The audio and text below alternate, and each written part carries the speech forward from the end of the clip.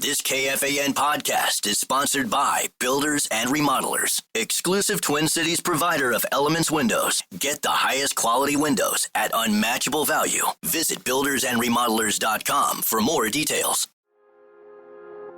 Something unexpected happened after Jeremy Scott confessed to killing Michelle Schofield in Bone Valley Season 1. Every time I hear about my dad, it's, oh, he's a killer. He's just straight evil. I was becoming the bridge between Jeremy Scott and the son he'd never known. At the end of the day, I'm literally a son of a killer. Listen to new episodes of Bone Valley Season 2 starting April 9th on the iHeartRadio app, Apple Podcasts, or wherever you get your podcasts. And boom!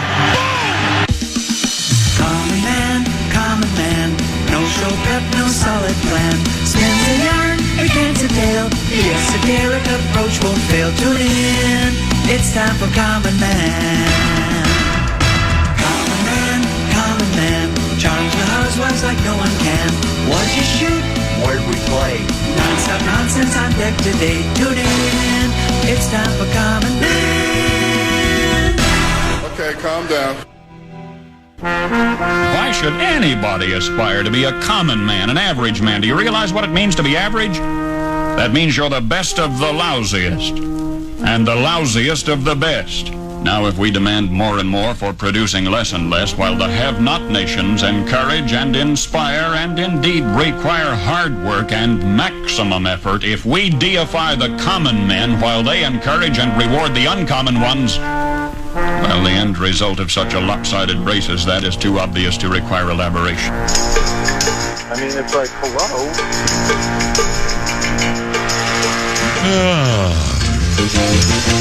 Objects in your mirror may be closer than they appear. Let's play! I think we have a very good mix right now. I mean, the morning show does well, comparatively speaking, especially given what it has to go against. Dubers and I have done well, knock on wood, for 4 years. Common and Hartman have done okay, and Barrero is, in my estimation, the primetime player on our station. And cultivating a couple of kids in Sludge and Lake, and, you know, we have the Vikings and maybe some things down the road, so I think we're strong right now. Probably the biggest of that. First and second with no outs, and Goddard swung on a first pitch fastball down and away and grounded as a double play. We got to have a better at bat there. That one really hurt. I think the game kind of changed after that. It didn't look good after that, and that was a little disappointing. Michael just chased. He just chased a bad pitch. Right back at you! Right back at you! No! You carry it. I don't want to sound like I've made no mistakes. I'm confident I have. You just put me under the spot here, and maybe I'm not as quick on my feet as I should be. I did not have sexual relations with that woman, Miss Lewinsky.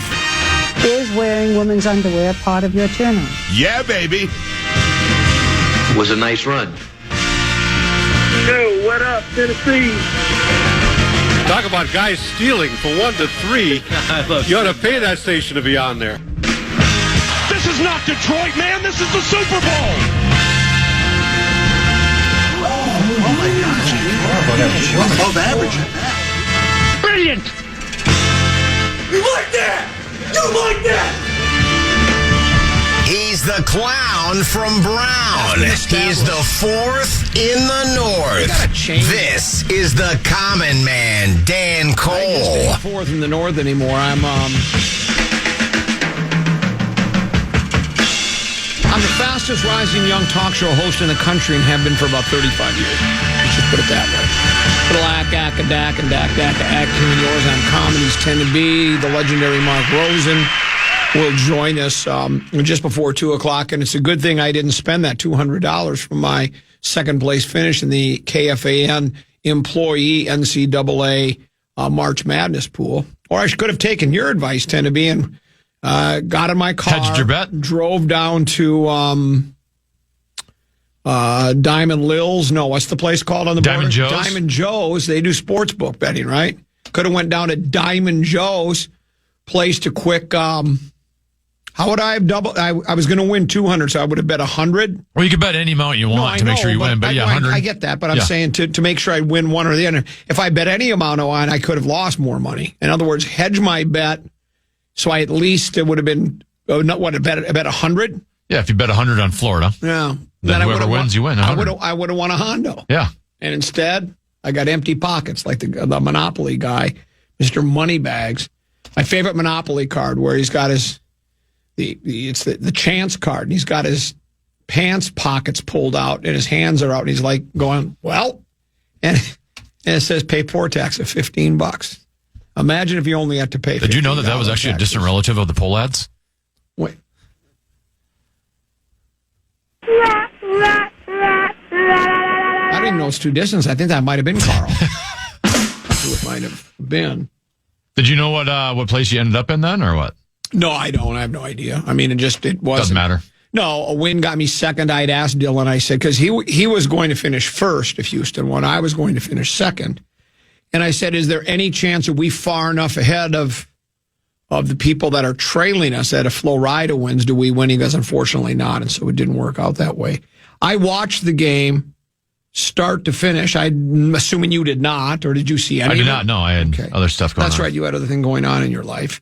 And you're very secretive about it. You're just, I can tell you if you really want, but it's pretty boring. I would like to know, yeah. Actually would. I am on the board for our local hockey association. We had a board meeting last night. Yeah. BORED or BOARD? Probably a little of both, right? What did you discuss at the board meeting? You know, did you like where fundraising, where you're going to spend money, change of rules, regulations? Just preparing everything for the off season since it's really boring stuff. So. Yeah, it kind of sounds like that. Better you than me. I'm just not that. I'm not a board member kind of a guy. It was a good game. You know, I don't think it was quite as well. And this really, literally, has nothing to do with the result because I didn't win my pool. But I liked the game a lot. I really liked that Flo Rida Auburn game. I thought the semifinals both. If I were ranking games, I would rank the Houston game number 1, Duke Flo Rida number 2, and last night's number 3. But it was thrills and spills and chills and the whole thing. You know, Houston played to perfection in the first half. I mean, you know, the Clayton character, I don't recall his first name. Walter Clayton. Walter Clayton. Is he Walter Clayton Jr., by the way, too? Walter Clayton Jr. So Jr. His dad was the running back for the Chicago Bears. That's correct. Yeah, they called him Sweetness. Yeah. And then it's funny, his son, they call him Sourness. So I should send that to you, right? What was worse, that joke or your Pollard? I think your Pollard one was better. I'll admit that. I mean, I don't think sourness is a great joke, but anytime I hear an original joke from you for the first time, I get amused by it. Yeah. I'm just not, it catches me off guard. The Common Man's lines are always funny no matter whether he said them before or not. He's hilarious. You should go to Flop, Sweat, and Tears. Yeah, I thought you'd feel that way.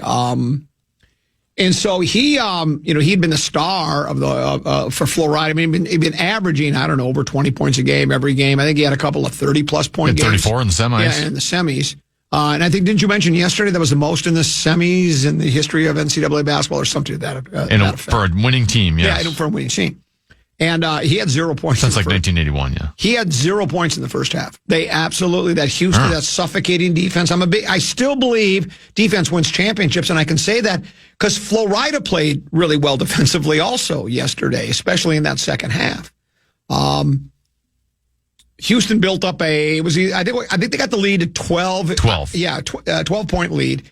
And, those, there are times the 12-point lead will stay right around there. You know, we might drop to 10, then go back up to 16, and then back to 14, and then to 12. But you just never, I didn't have that feeling there because Houston's, they can score points, but they hang their hat on defense, and none of their players were having what you would call electric nights offensively. And the Clayton guy was big he scored 11 points in the second half. He finally got a couple of buckets. And what was, I don't know if I'd have to ask Pat Royce if I'm using ironic properly, but at least what was interesting, or I'll use ironic even if it's wrong.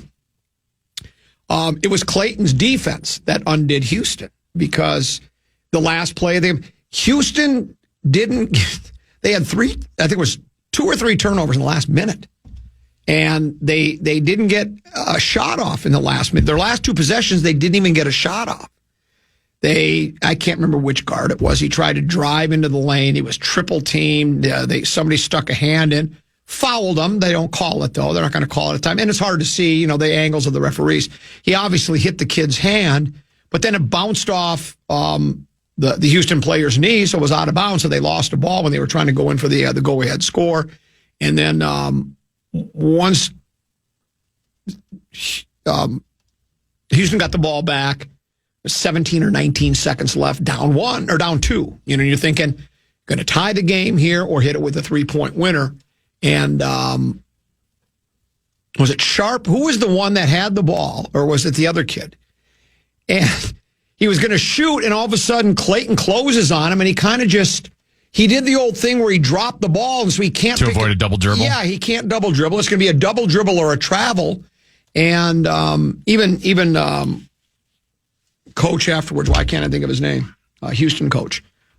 Said, he goes, it's incomprehensible. We didn't get a shot off in the last two possessions. And he even said, we didn't need a 3 there. A 2 would have been good. But then I don't know what was said in the huddle, because there was a timeout prior to that. And, if I don't know, again, I'll leave that to the greater basketball minds than I do. Usually it's the coach kind of decides, doesn't he? He says, this is what I want you to do. If the 3's wide open, take it. But I think just go to the basket. Though the danger there is the length, the size of Flo Rida had really been hampering Houston most of the game, trying to get the ball in close. They were having all sorts of trouble taking it to the basket. Early in the game, the first 5-10 minutes of the game was spectacular. Back and forth, fast pace, slam dunks, alley oops, shy. It was tough defense. It was really a lot of fun. And then it kind of just after a while, kind of settled into the kind of game that it was. But never even got a shot off. And that was pretty much it. And now Houston, I didn't realize until this weekend, if you would have said, did Phi Slamma Jamma with Houston, by the way, best name for a college a nickname. Yeah, you're not topping that. There's nothing better than Phi Slamma Jamma. And if you would have said, how many titles did they win? I would have said, I suppose 1 or 2. They never won an NCAA championship. Huh. They lost, it was Elijah one, right? Against, who was the guy that played for Georgetown? Pat Ewing.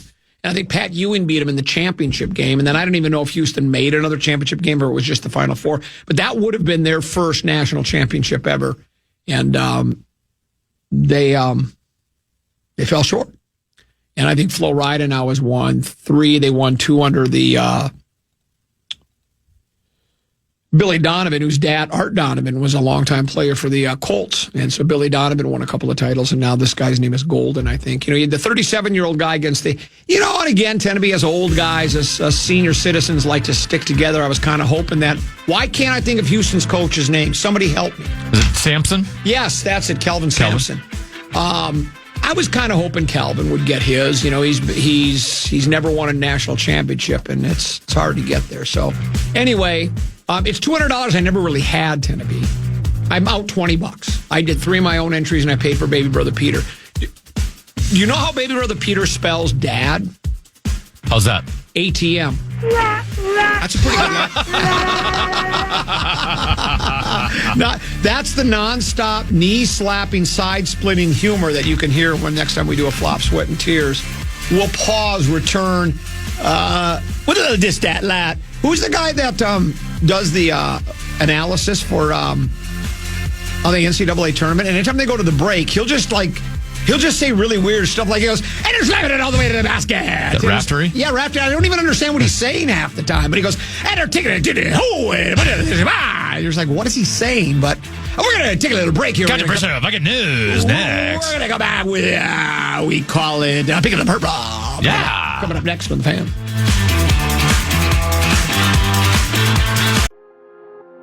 Something unexpected happened after Jeremy Scott confessed to killing Michelle Schofield in Bone Valley Season 1. I just knew him as a kid. Long, silent voices from his past came forward. And he was just staring at me. And they had secrets of their own to share. Gilbert came I'm the son of Jeremy Lynn Scott. I was no longer just telling the story. I was part of it. Every time I hear about my dad, is, oh, he's a killer. He's just straight evil. I was becoming the bridge between a killer and the son he'd never known. If the cops and everything would have done their job properly, my dad would have been in jail. I would have never existed. I never expected to find myself in this place. Now, I need to tell you how I got here. At the end of the day, I'm literally a son of a killer. Bone Valley, Season 2. Jeremy. Jeremy, I want to tell you something. Listen to new episodes of Bone Valley Season 2 starting April 9th on the iHeartRadio app, Apple Podcasts, or wherever you get your podcasts. And to hear the entire new season ad-free with exclusive content starting April 9th, subscribe to Lava for Good Plus on Apple Podcasts.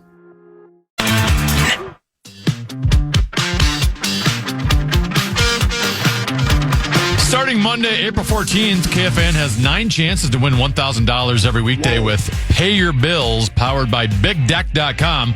That's every hour, 9 a.m. through 5 p.m. starting Monday, April 14th. Listen for the keyword, then enter it at KFAN.com for your chance to win. You and I don't even particularly like golf much, but I kind of feel obligated to talk Masters because it's the most wonderful time of year. So later today we'll talk Masters, and I don't know a lot about it, but I'll fake it. I think we'll do the best that we can. Right now it's time for Peek at the Purple, brought to you by our pals at Affordable Electric. They're local, family-owned, highly qualified. Affordable Electric. They provide everything from whole house electrical safety inspections to 24-hour emergency electrical repairs, lightings, outlets, appliance work, rewiring for any room on your property. They do it all. Affordable-electric.com is the place to go. Affordable-electric.com. Affordable Electric is shockingly affordable. Peek at the Purple. Aaron Rodgers. Let's talk about Aaron Rodgers. I actually did see an Aaron Rodgers story on ProFootballTalk.com. I saw one too. I saw one as well. It wasn't on ProFootballTalk.com. Tell me what the one on ProFootballTalk.com was. The one I saw basically said it's over. They're not going to pursue Aaron Rodgers. Oh, the Vikings aren't going to? That's what this. Oh. Now this was again. It was one of those. Have you ever? This wasn't the website. Have you ever seen a website called Essential Sports or Essentially Sports? It comes up on my phone all the time, and they're the ones that I think, when you're desperate for attention, like me. Yeah. And so, you'll do, like, let's say you were desperately trying to get attention from some gal, and so what you did was you had some. A plane, you hired a plane with a banner flying behind it and saying, Martha, I love you, right? Something like that. They just throw Should we do a Common Man program billboard on an airplane? I like that. Listen to the Grum, noon to 3? Listen to the Grum, noon to 3. That's not a half bad idea. I don't think we have the tactical for that, and I'm certainly not going to pay for it. But so some of these, I think, just throw, and I think it was one of those that was just saying it's over now. What did you find from Pro Football Talk? Well, it's really a nothing burger story, but I love it anyways. What we need. This is from Mike Florio. The headline is, Aaron Rodgers remains in NFL limbo. Yeah. He writes, the Aaron Rodgers watch continues even if most are no longer paying attention. Attention is the key word. For some, the thinking is that Rodgers hopes to be the guy everyone is thinking and talking about. The truth seems to be more complicated and nuanced. He visited the Steelers 18 days ago. There's a theory that he'll show up for Wednesday night's Pat McAfee event in Pittsburgh, with Rodgers making a WWE-style entrance as his theme music plays before announcing to an enraptured audience that he's signing with the hometown team. It makes sense, even if he's joining the Steelers. Some still believe he's waiting to see whether the Vikings will decide to pivot from J.J. McCarthy and that he prefers Minnesota to Pittsburgh. The notion that Rodgers would continue the Brett Favre career arc seems odd, to say the least.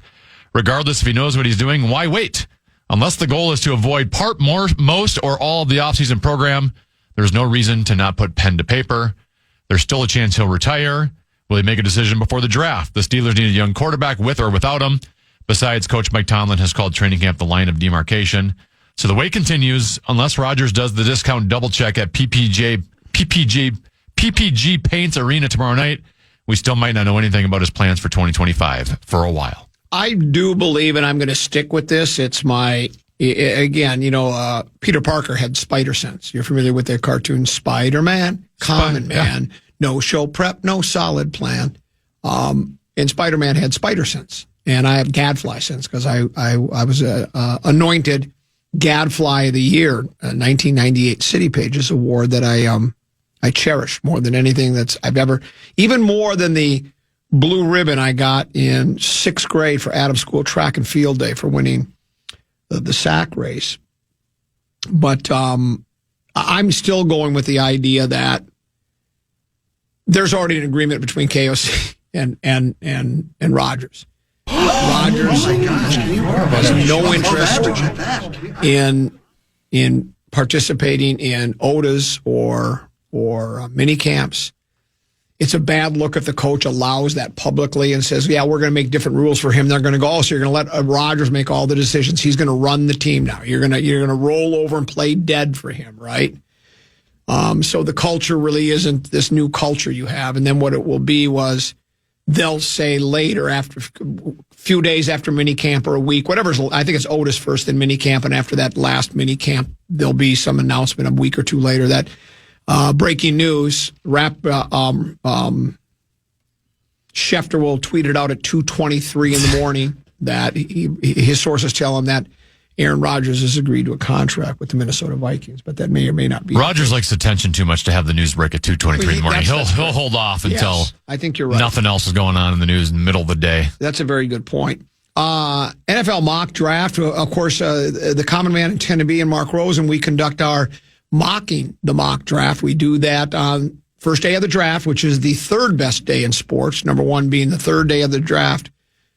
The second best day in sports is day 2 of the draft. And believe it or not, the first day of the draft is only the third best day. Because if you're really into the minutia like Meat Sauce is and Mel Kiper, you really know those guys that are going in the 4th, 5th, and 6th rounds, right? You're just like, you know those people and the rest of us don't. You're really, Meat Sauce has that reputation. Just ask. Think about Mark Rosen has been bamboozled by Meat Sauce, thinking that Meat Sauce is like some draftnik like Mel Kiper. Because Rosen says it every time we start talking about the draft. Well, Meat Sauce says, okay. No, Meat Sauce has patterned his draft analysis after Mark Rosen's sports analysis. Listen to what Ben Lieber said and just repeat it. Meat Sauce just sees what Mel Kiper wrote and he repeats it. And it's okay to do that. I made a living doing it back when Mel Kiper first burst onto the scene. But the mock drafts, I've seen 2 so far. I mean, there's more than that. I mean, just 2 today that popped up today. And the only reason I want to bring them up, I'm not going to go through the entire mock draft. I just want to see who these so-called experts have decided the Vikings are going to take. Pete Prisco, Tennessee, you've heard that name before, CBS Sports. He's a big NFL guy. He's first round. He's laid out for us. And he has the Vikings taking with the 24th pick in the National Football League draft.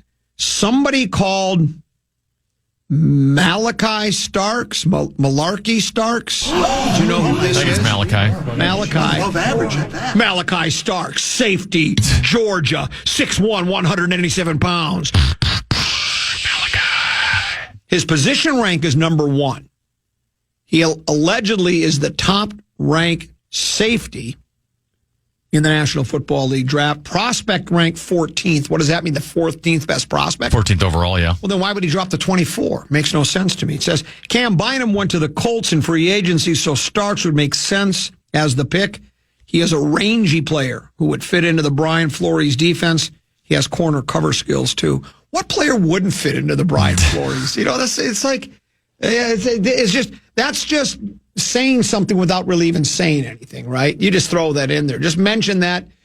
Make sure when you mention defense in the Vikings, always throw Flores' name in there because he's the safety whisperer. Then there was one other Tennessee that popped up today. I think it was also another CBS Sports one. That was the Prisco one. This is CBS Sports. This is Ryan Wilson. So he's also got his fingers on the pulse of the National Football League. Let's see if he also thinks Malachi, what was Malachi's last name again? Corley. Let's see if is that what it was? I don't even recall now. Let's see who he thinks the Minnesota Vikings will take with the 24th pick in the National. He thinks it's going to be Chavon Ravel Jr., who is a Ravon Jr., cornerback, East Carolina, senior, 6'2", 194 pounds. Says Rebel Torres ACL in October, great.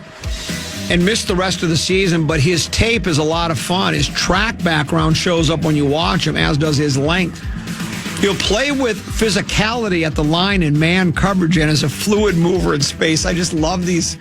I do like the draft just because they're just throwing stuff out that they have. This is just draft Nick talk. He's not the shutdown corner of, say, Sauce Gardner, who is, when he came out, or as physical as Joey Porter Jr., and maybe that's a good thing, but he's a nice mix of both in terms of size and play style. The Vikings, Siobhan Ravel Jr., we'll see. Peek at the Purple, brought to you by our pals at Affordable Electric, local and family-owned, highly qualified. All your electrical needs, every single one of them, and others. Affordable-electric.com. Affordable-electric.com. Remember, affordable electric is shockingly affordable. We'll break. We'll come back. Tennessee. The ultimate in somebody's has got to go. I'll explain other side of the break here on The Grum.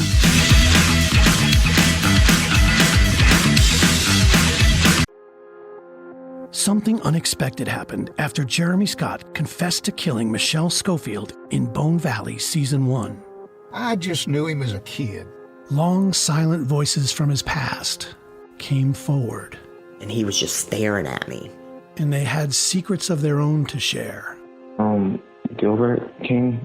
I'm the son of Jeremy Lynn Scott. I was no longer just telling the story. I was part of it. Every time I hear about my dad, it's, oh, he's a killer. He's just straight evil.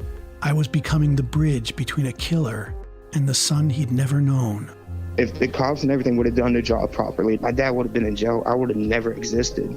I never expected to find myself in this place. Now, I need to tell you how I got here. At the end of the day, I'm literally a son of a killer. Bone Valley, Season 2. Jeremy. Jeremy, I want to tell you something. Listen to new episodes of Bone Valley Season 2 starting April 9th on the iHeartRadio app, Apple Podcasts, or wherever you get your podcasts. And to hear the entire new season ad-free with exclusive content starting April 9th, subscribe to Lava for Good Plus on Apple Podcasts.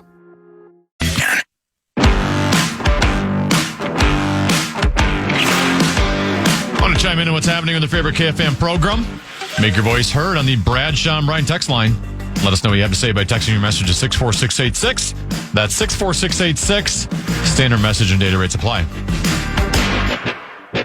You're about to experience a first on the Common Man program. I'm going to pay off a tease. Wow. And I'm going to pay it off on the other side of the break that I teased before the break. You know, sometimes I'll tease at 12:28 when we break, then I'll pay it off at 1:30.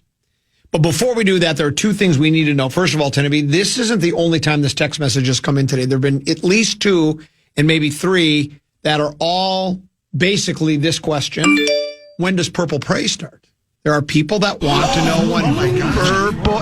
Here's what I'm wondering. Are they wondering because they can't wait for it, because they can't wait for your analysis, or they just want to hear Nardo go, Purple Prey, Purple Prey. Purple Prey, Purple Prey. See, for me, I hope you don't take this wrong. I appreciate the effort you put into it. I care. I like it just because I like to listen to Nardo. No, I completely agree with you. I'd rather listen to that as well. He's sort of a combination of Lennon and McCartney to me. He does the rap. He does the open on that. Would this be wrong to say that I think he's got a brighter future as a musician than Chris Hawkey does? And Chris Hawkey's had a great career. But I think Nardo's just got that. Well, he's the most versatile musical artist of our time. Absolutely. He reminds me, he's like a combination of Jelly Roll. I just like saying Jelly Roll. Jelly Roll. I needed to come up with three rhyming names. I should have thought this earlier. Like the Dennis Miller, Jerry Still. With the rappers? Yeah. Anyway. I will say he reminds me of Bone Thugs and Harmony. Because they could rap, but then they would also harmonize over their choruses. Like that. You don't see that out of rappers. No, he's a Bones Thug and Harmony. And then you had some breaking news, right? Yes. National Basketball Association. Shocking news reverberating all across the association. We go to our breaking news desk, Tennessee. This is very shocking. I was thrown off a little bit by it. It's reported by Shams Charania, who's now with ESPN. He's no longer with The Athletic. Oh, really? His star is rising. Yeah. Once Wojbaum left for college basketball, then they hired Shams. The Denver Nuggets have fired their head coach, Michael Malone. It's always the coach's coach's fault. Games left in the regular season. You know what that's called, Tennessee? That's the Chris Carter school of running your enterprise. Everybody's got to have a fall guy. It must be Mike Malone's fault. And maybe it is. I mean, it's a team that... Did they win the NBA title 2 years ago? Then we dumped them the next year. We took them down last year. Yeah, and so they did win a championship under, I think Mike Malone was the coach then. They had it all together. It was all going their way. They had Joker... Midnight Smoker, Toker, the whole thing. They had it all going their way. And now, you mentioned this yesterday, that they've been in some type of an awful tailspin. And I think you mentioned that it really kind of coincides with Jamal Murray being injured quite a bit. They've lost 4 in a row. So is it really the coach's fault, or is it because Jamal Murray's not playing all the time? I don't know, but I'm going to guess interim coach, whoever the assistant was, right? Did it say? I'm assuming it didn't say anything. So, first, because it is this shocking, I want to know what the reason is. Is it just because they've lost 4 in a row and they're trying to spark the team? You never know these days if some coach does something inappropriate on the side. And I'm not accusing him of any way, shape, or form. I know what you're saying. Yeah. I'm just saying, it's so surprising that's the stuff that comes to my mind of, well, there's something else going on. Maybe he's been arrested on some kind of a trumped-up bunco charge. I don't know. But, more than likely, Malone is very vocal. He called his team. He basically said they weren't trying.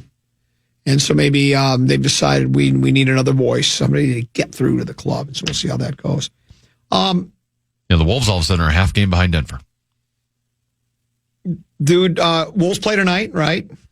They do. They got Milwaukee. Wild, do they play tonight? Nope, they got San Jose tomorrow night. They the Calgary Flames won last night. So all of a sudden the Flames are 4 behind the Wild with a game in hand. Just in your mirror. May be closer than they appear. The reason I asked, there's no national championship game. The Natty was played last night. The women's Natty was played on Sunday.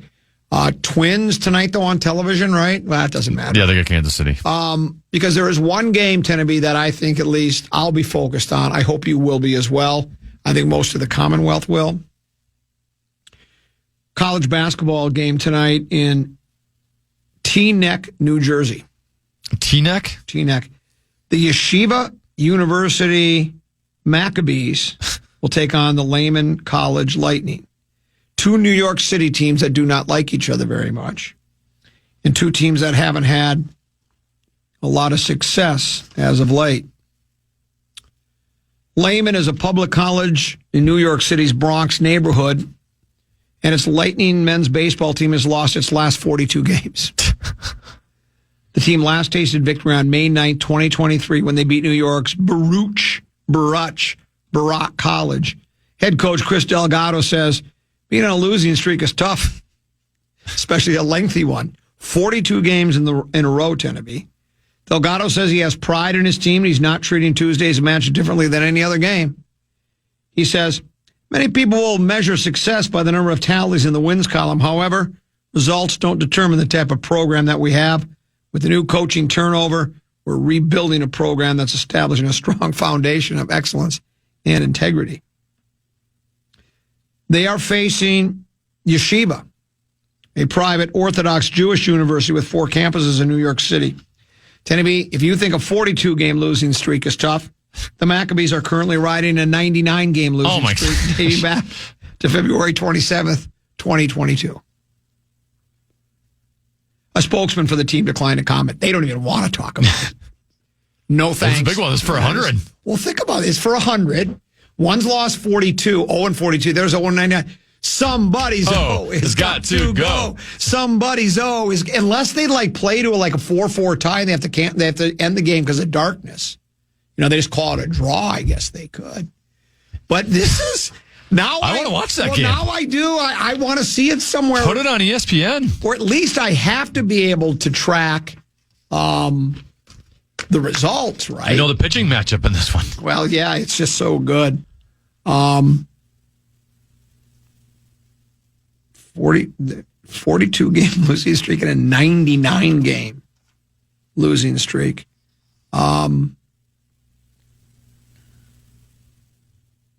baseball, one of the manager, I think, for the 0-42 team says, doesn't always come down to talent, hard work, or even luck. A lot of times it's simply a matter of funding. He says he's planning to use his platforms to do some fundraising for both teams. He says, it is kind of like that car wreck thing where it's like you can't look away, but at the same time, I think we can spin it to a positive thing where it's kind of a win-win.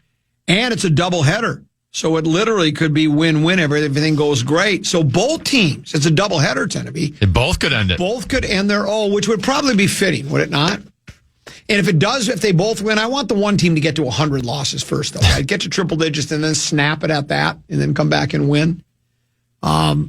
This is truly, I guess you could also call it the run for 100, right? Remember we used to do that? Mm-hmm. The run for 100, because they could lose their 100th game.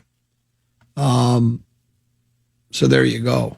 Someone says, a lot of people are now reacting to the news that broke not too long ago that Mike Malone, no relation to Moses Malone, has been fired as the head coach. Someone says Denver GM is gone as well, so they've swept out the general manager. Jeez. Another one. Yep, I just saw that. Yeah, Calvin Booth, Dunzo. Lead assistant David Adelman will serve as the interim head coach. Because someone said it was City Street. He goes, City Street sweeper guy here. What if former Wolves head coach Ryan Saunders takes over the Nuggets? Because I think he's an assistant, I'm told by a couple of people. So I think people were hoping for that, at least locally here. You'd like to see Flip's kid get another chance. Well, David Adelman's taken over. Okay. And then from a GM standpoint, could they come back and get our guy? Ooh. Did we ever sign him to that didn't we just sign him to like a 1-year extension because he was waiting out the Glenn Taylor thing? I guess now that we got A-Rod and Laurie, maybe it's more likely he stays, but what if they make him an offer he can't refuse? Well, and he goes back to Denver. Well, and he's the kind of guy, remember, he led them to a world champion. And remember that it was one of the threads of the story when he signed here was we were all talking about, and it worked. He did do it. He created the Frankenstein's monster, the Denver Nuggets club that won the NBA title.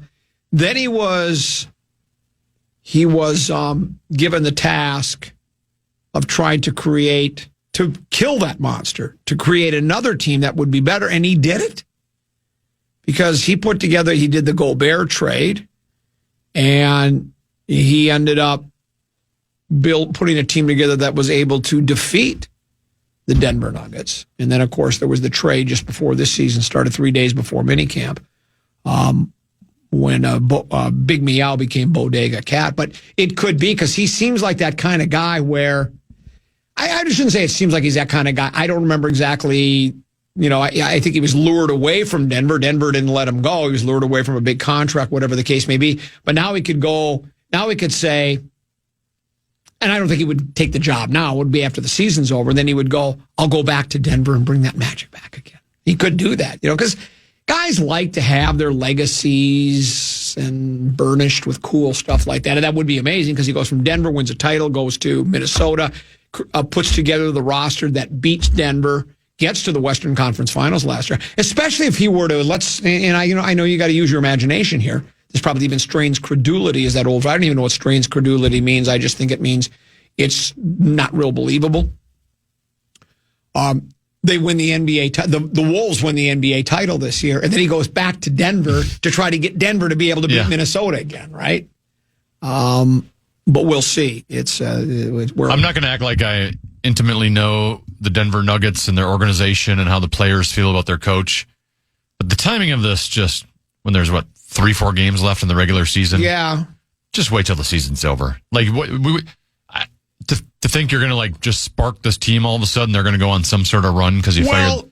You're right, but ownership gets to be desperate, I think, and they don't always think clearly because many of them are really fans. I mean, even in this town, and I'm not criticizing either ownership group, but the Wilfs, especially I think Zygmunt, and then your guy Leopold, I think they're more fans than even owners, so they get so worked up about it. I'm not suggesting they're going to make moves like that. I don't know who owns Denver, but maybe that guy's so bitter right now because he probably thought he had some kind of a dynasty going. Then his GM leaves. They get dumped last year. They're fading fast. I'm sure they got a lot of money. A lot of people are saying they got a lot of money invested in Joker and Murray and a couple of the other players that they have.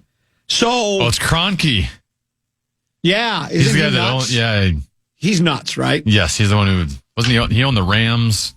I think you're absolutely right. He owns the Avalanche. So you see what I'm saying? He's probably like, he doesn't want to go down without a fight, and he just sees what's happening now and doesn't think there's any chance. I'm not defending his decision. I'm not saying this was a good move. I'm just trying to get into his head. If you can get into his head, I don't know how much is in there, that he's, with everything he's invested, he probably thought he had a dynasty when they won. He's got the best player in basketball. I think most people agree that Joker's the best, if not the very best. He's among the top, for sure, 5, if not 2 or 3.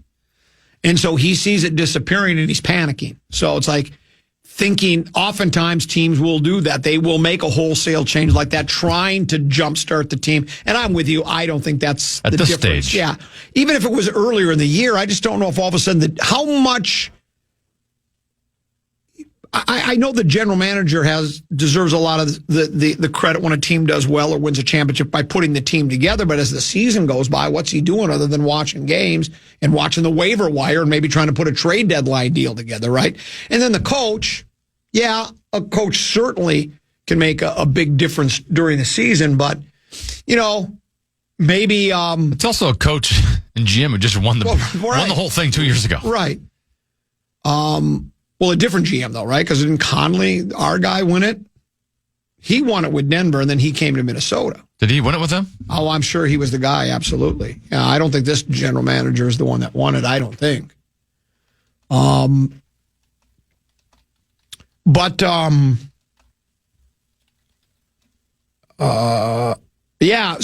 how much the coach, when it comes to drawing up X's and O's, I don't know how much of a difference. It's possible. If you'll remember, it was it Denver we just lost we won the double overtime game against? Yes. Okay. The very next game, Malone rested all of his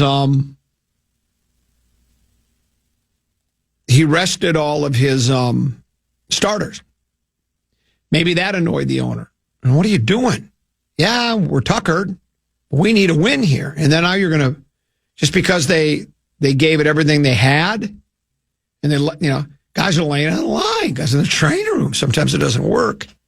So I think maybe, I don't know if that had something to do with it or not.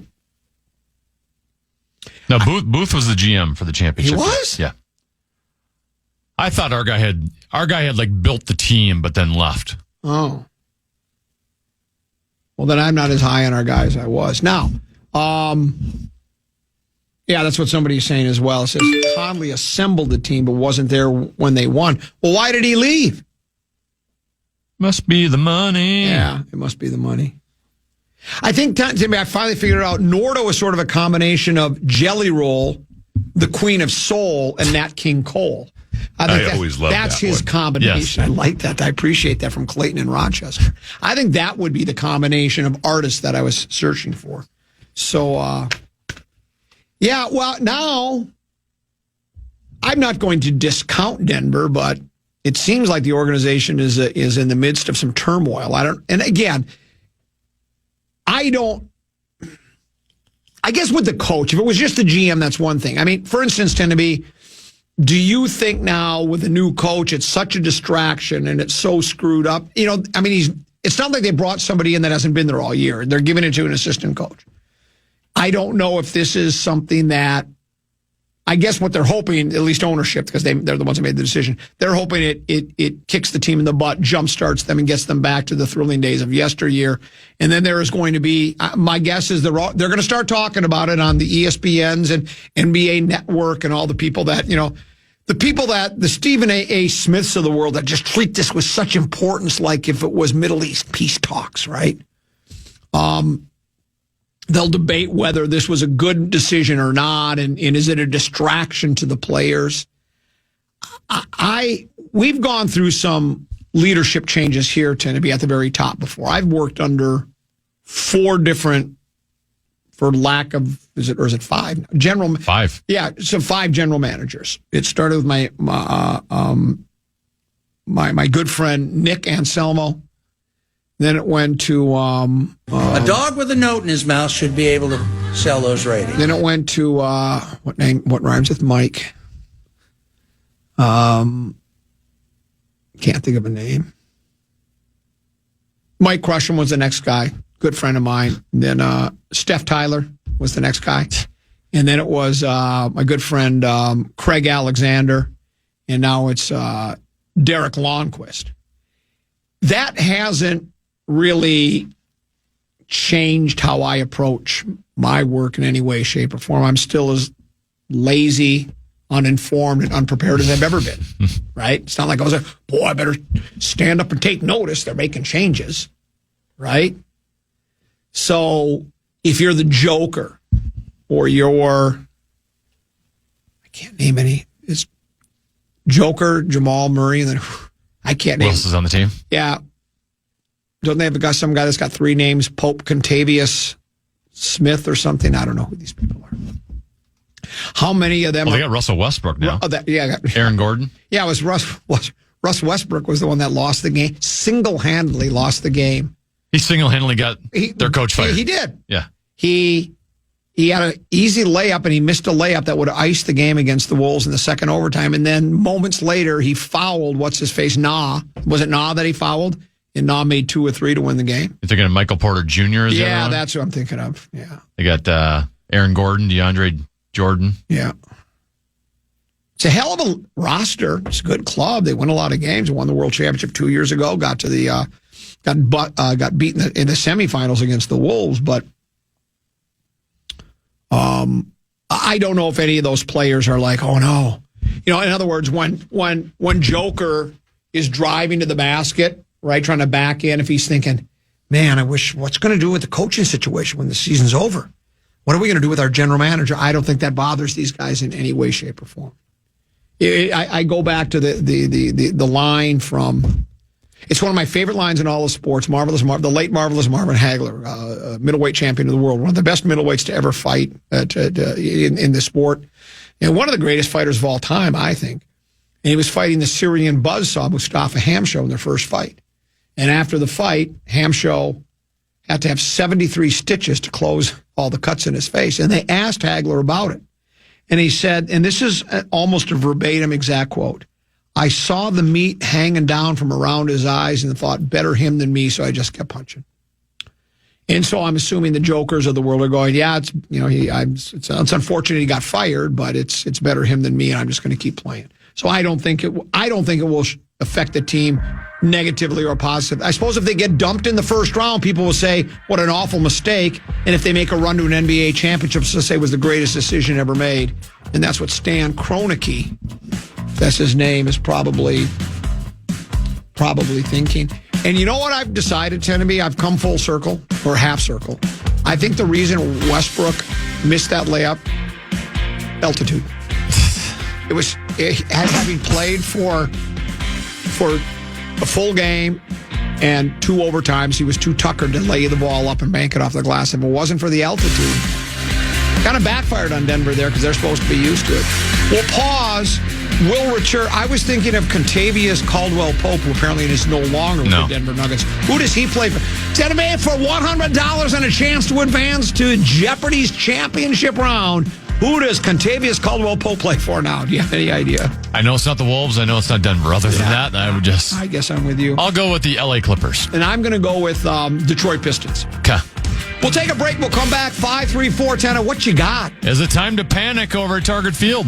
Got you.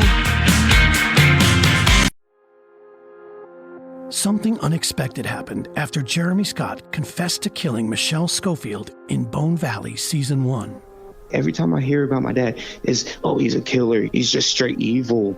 I was becoming the bridge between Jeremy Scott and the son he'd never known. At the end of the day, I'm literally a son of a killer. Listen to new episodes of Bone Valley Season 2 starting April 9th on the iHeartRadio app, Apple Podcasts, or wherever you get your podcasts.